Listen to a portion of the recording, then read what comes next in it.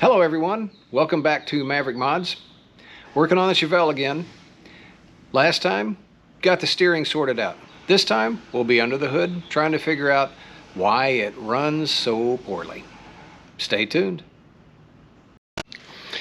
Okay, so with the suspension parts, or excuse me, the steering parts taken care of and ready to go to the alignment shop, time to address the second driver complaint. Second driver complaint is this thing really runs poorly. I drove this to the shop the other day and I didn't think I was going to make it. It's backfiring. It's got a dead mess. It's backfiring both through the exhaust and through the carburetor. It's got a really bad off-idle stumble. It's got intermittent misfires. I have my suspicions as to what's causing the problem, but we're going to do a normal diagnostic routine to lead up to that. So to start with, let's just go ahead and see if we can't get this thing started. I need to check the power steering fluid anyway. So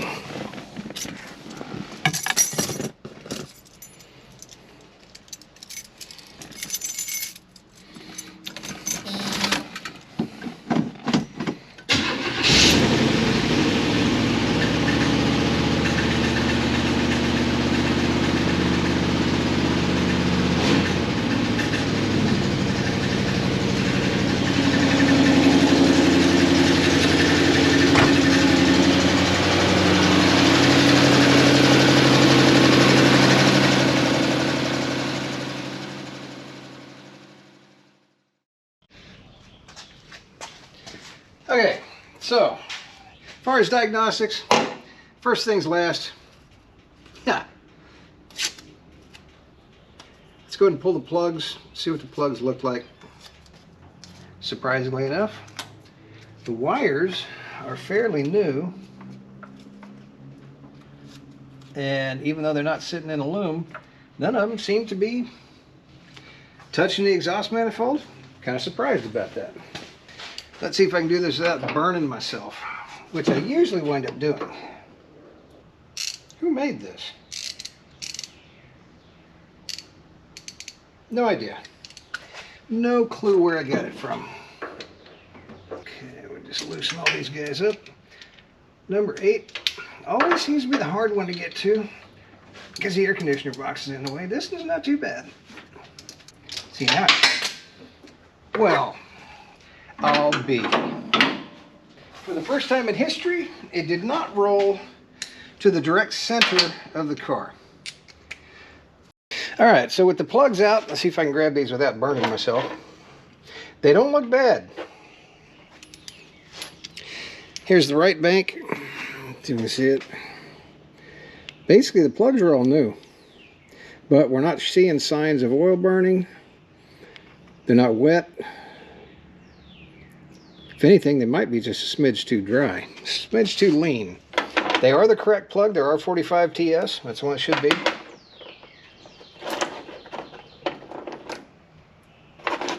Here's the left bank. Pretty much the same. Number 5.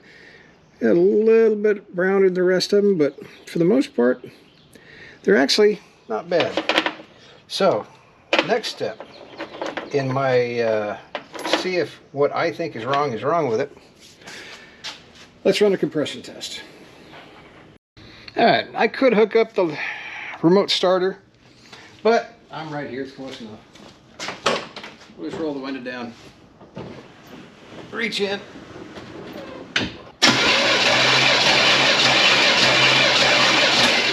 call it 160.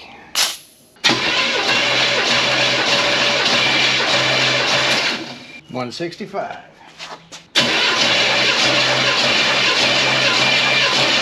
$175.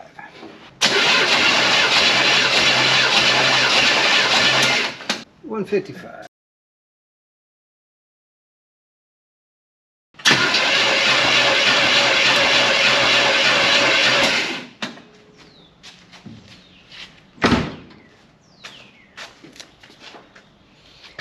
And 80.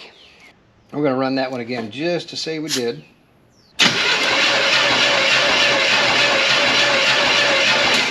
60 that time.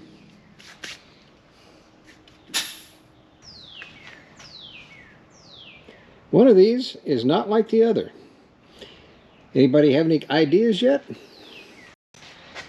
going to pull the right-hand valve cover.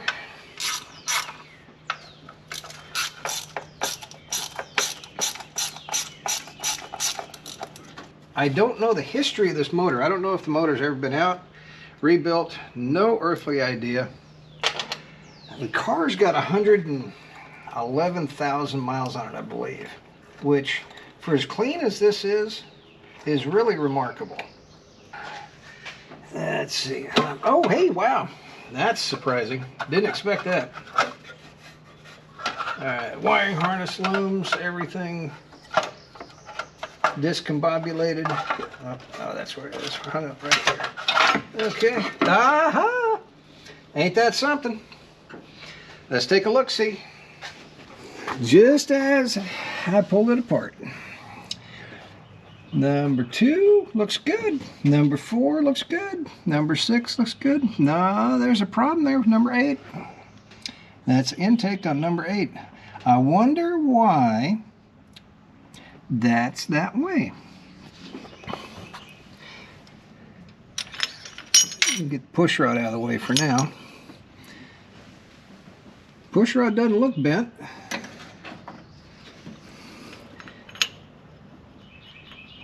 But that's just kind of sitting there all floppy. Wow. Now ain't that something? That thing pulled off and the nut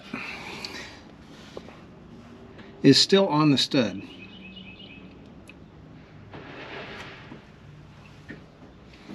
Pulled right through. All right. Well, let's do a little bit of further investigation.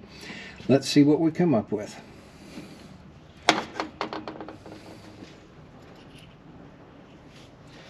Well, there's the other side of it. Broke clean off. All right. There's the ball.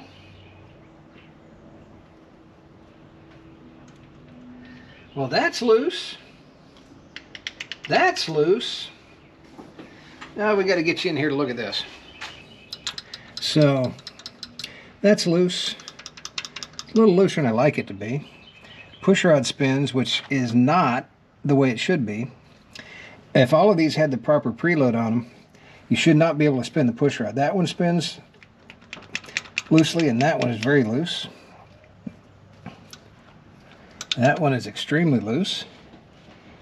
All right, now I'm going to pull the the driver's side valve cover off. Take a quick gander there, and when I'm done with that, we'll take a look at that side. Any ideas yet? I have my suspicions. So I've got the driver's side valve cover off. Now, I have not spun the motor over at all, but just going back to front, every one of these rocker arms is loose. Every one of them. I'm going to go back here to the push rods. I can spin both push rods on number 7 freely. Both push rods on number 5 free. If number 5 has the intake has got a little bit of a tight spot, but I can still spin it. Number 3, I can spin both of those freely. Number 1, I can spin them both freely. That should not be possible. There should be at least 2, maybe 3 valves on this bank at any given time where the cam is up on a lobe and one of the valves should be open. And that's not the case. Well, after spinning the motor over, we have determined that the camshaft is actually camshafting, and the push rods the lifters are lifting, the push rods are pushing, rocker arms are rocking, 15 of 16 of them anyway. So what is going on here? I think somebody's been in here before. I think somebody might have come in and said, you know, this thing had a noisy rocker. As that rocker arm was starting to come apart, somebody had a noisy rocker, and tried to adjust it, and that's all it took just to pop the rest of that, break the rest of that rocker. I don't know why all of the entire valve adjustment on this engine is completely out of whack. I don't have the answer to that. Don't know the history, the service history on the car, and don't know if somebody's obviously been there before on the number 8 intake, but I don't know about the rest of them. One of the complaints my buddy has is finding somebody who knows what they're doing when they're working on his car. I mean, these older classic cars, there's a diminishing number of people that really have any experience working on cars like this. And there are some people that will say they do and they don't. And I think that's the case here. So things just weren't adding up. My initial thought about what was really going on with this motor, turned out that wasn't the case. I will reveal what I was thinking here very shortly.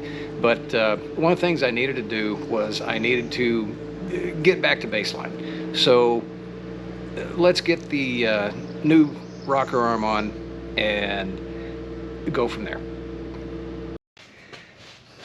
So I borrowed a rocker arm from the Chevy pickup next door, and we're just going to replace it, the rocker, the ball. I'm going to go ahead and replace the nut too, because I have, I'm just no idea what happened here. So I did check the push rod to make sure that it was not bent, and it's not. So let's get this nut off and the rocker ball off.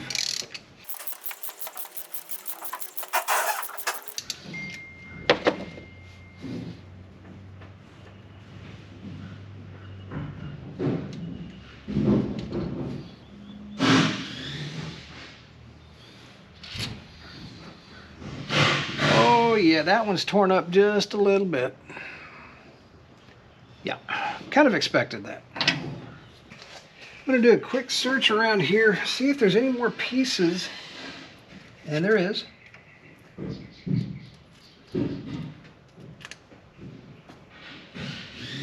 Of that broken rocker arm. Let me find a magnet. Hey, there's one on the end of my light.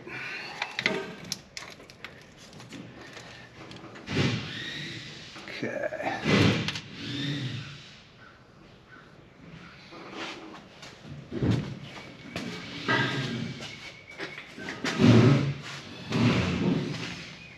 Okay, so there's a couple of pieces. Let's see if there's any more.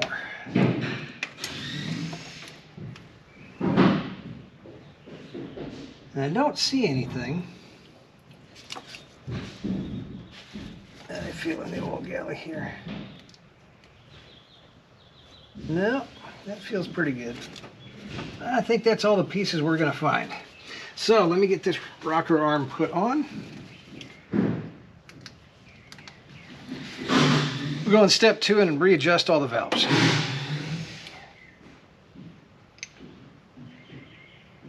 Good shape. Push rod. I did check the lifter still is in the bore.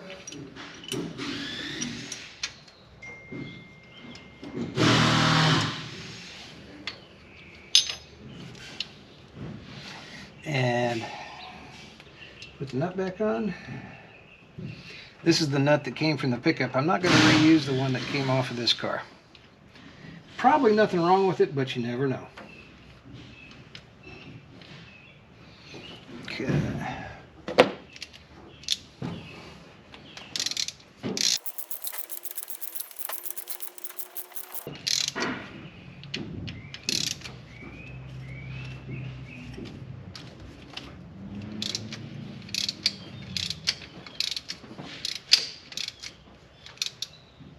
Okay.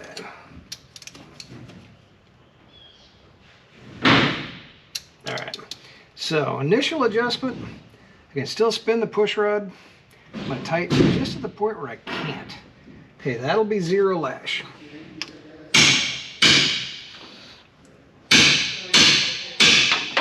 I'm going to do that to everything across here just to start with. Then we're going to go through and start turning the motor over, and I'll show you the my way of properly adjusting hydraulic valves.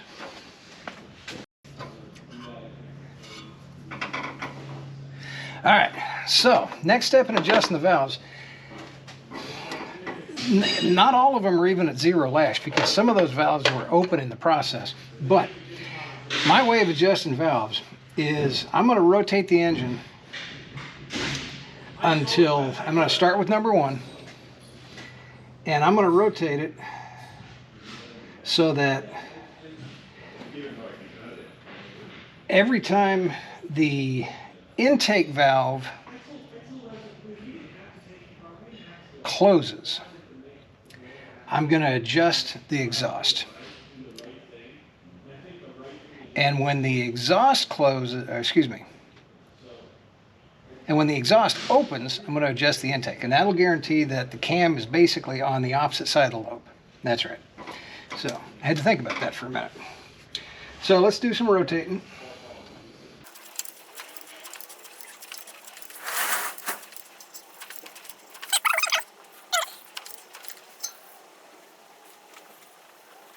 So now we're going to check again for zero lash, which is not quite there yet. Spin the push rod. Okay, we're at zero lash. I'm going to go 1/2 turn.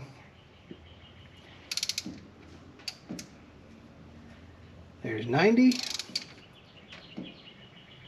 There's 1/2.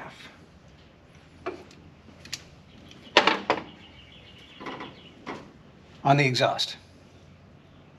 Now I'll keep spinning it. I'll do the intake when the exhaust valve opens.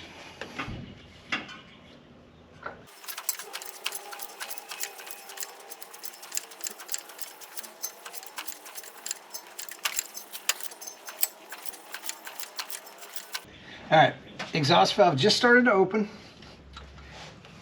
Let's adjust the intake. Check for zero lash, which we're at zero lash right there. Go 1/2 turn. The 1/2. Number 1 is done. And we're going to repeat this process for the other 7 cylinders. Okay, valve covers are coming back on.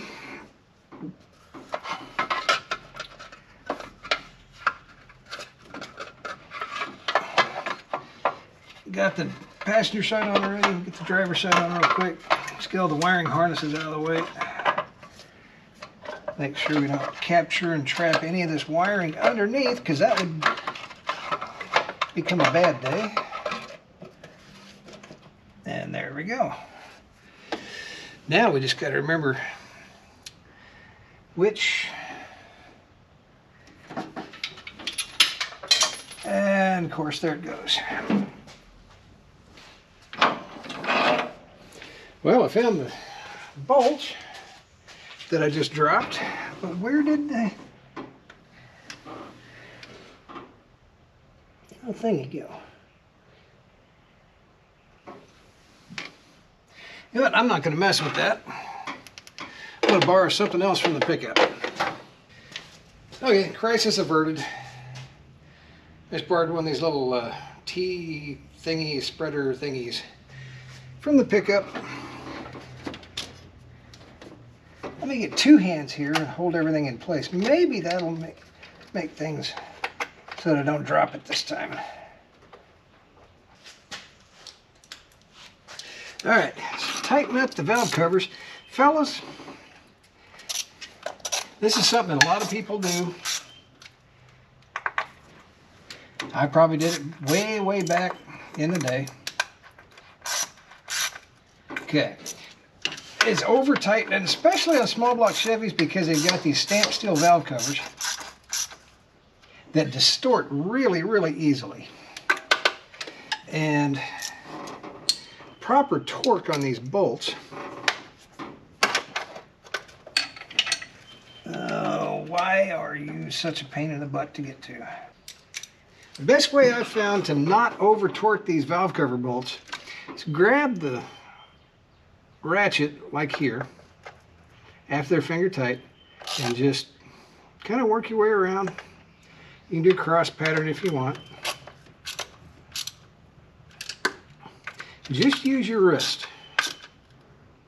Tighten these up. Now I've got to do a little bit here on the bottom one because I can't reach it.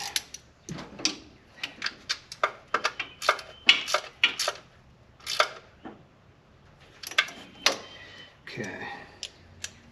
But just give it a twist until you'll tell when it feels tight, and don't over tighten these. There's no need to. That's what gaskets are for. And that's all it takes, and you'll get a good seal on that valve cover. A lot of times these things will leak because they're over tightened, because you distort the area of the valve cover right around the bolt hole.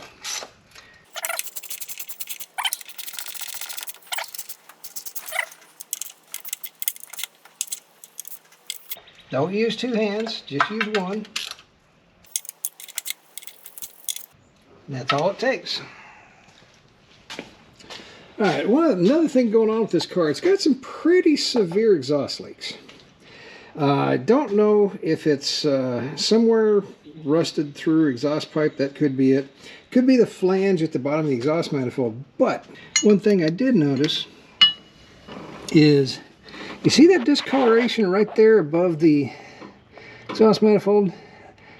I think this thing is leaking at the exhaust manifold gaskets. There's a little bit there too.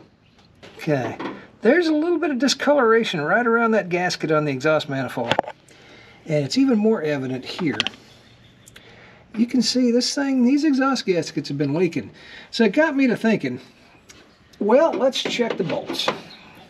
And the first thing that stuck out at me was that exhaust manifold bolt there is just flat loose. It's just out there. And I figured, well, let's check the others. So let's get a wrench on these. And these things,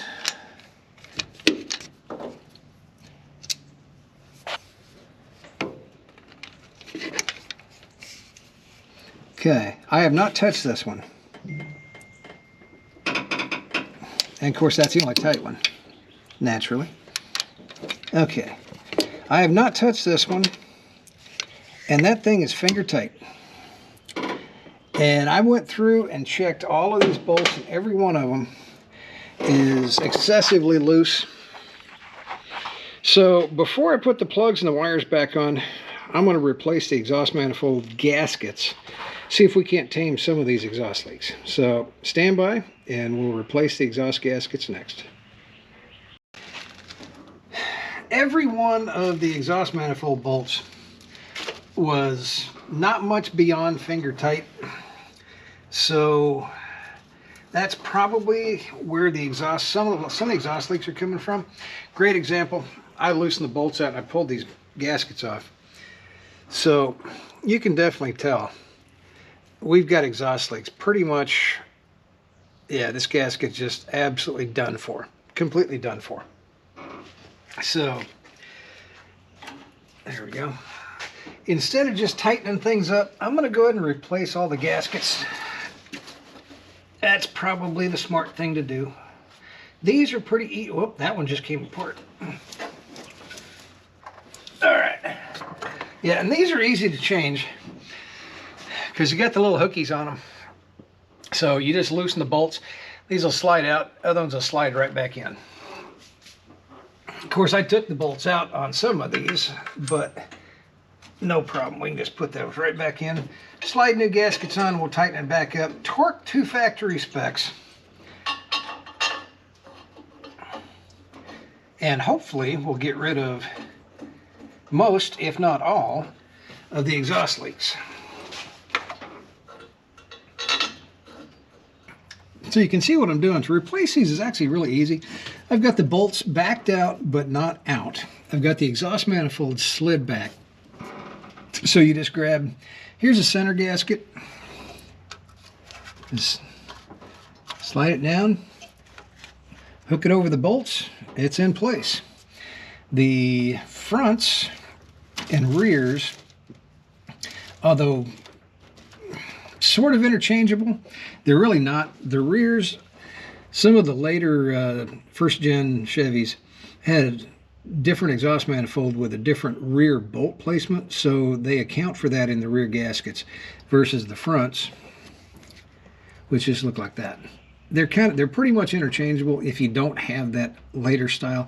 I'm going to go ahead and put the backs in where they're supposed to go, just because that's the kind of guy I am. All right, gaskets are on. All I gotta do is tighten the bolts up.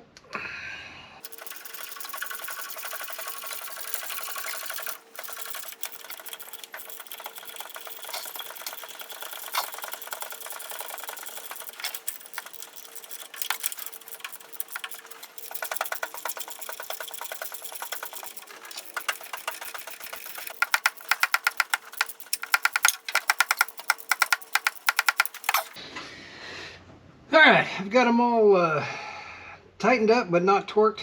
I could get my torque wrench out. I believe these are 35 foot-pounds. I can simulate that. There's no real torque sequence. I still like to go center out.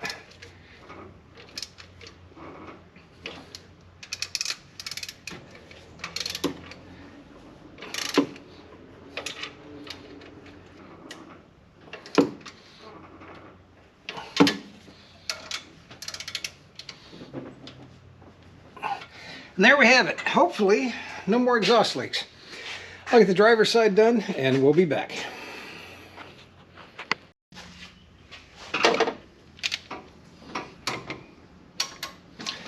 Okay, exhaust manifolds tightened back up. Air conditioner back in its bracket. Belt tightened back up. Next, I'm going to put spark plugs back in. Put plug wires back on. Put some oil in this. And let's see if anything I did helped it at all. It is getting harder and harder to find oil with lots of dinosaurs in them. This stuff still has it. See if I can keep from getting most of it on the floor. Well, just so everybody knows, I'm actually a fan of synthetic oils. I run it in all my vehicles, but all my vehicles are new enough where synthetics are recommended even from the factory for it. However, older vehicles like this, fake dinosaurs just don't have the additives that you need to keep everything going and sliding the way it should be. So you need real dinosaurs. So here's what I thought. I thought the car had wiped cam lobe. All signs pointed to maybe that's what it was. I figured it had wiped an exhaust lobe, and the culprit was oil changes with synthetic oil and not enough zinc in the oil, and it was eating the cam. Turns out that's not the case. When everything got back together, the thing just ran beautifully. So I was wrong. All right. Let's get her button back up and put some fire to it. Okay, fingers crossed.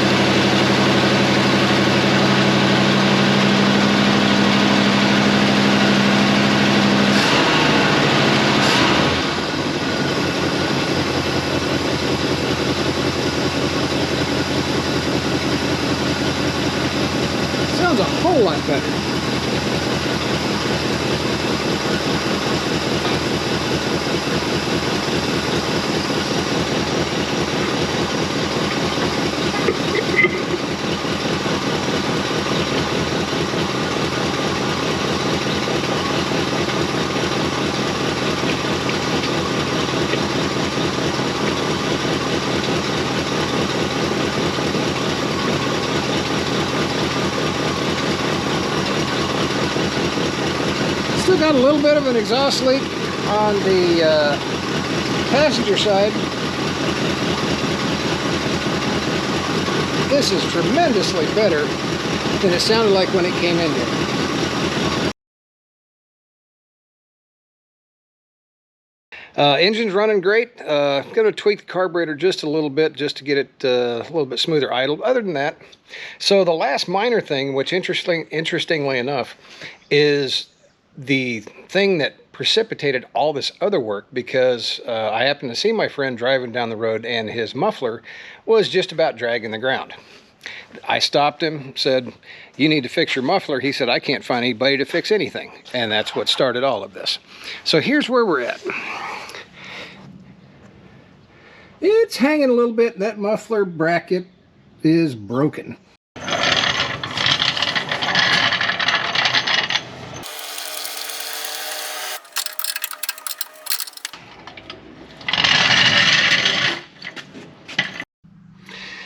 Here we go. First start after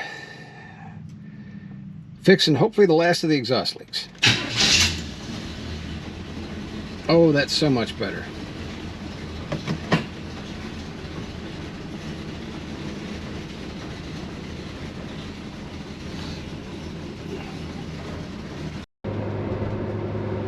Okay, test driving the Chevelle. Everything feels good.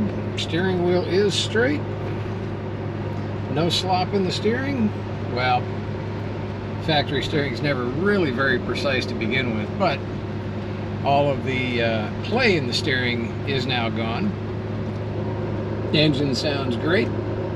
Exhaust now is tamed and back under control. So I think we can call this a success.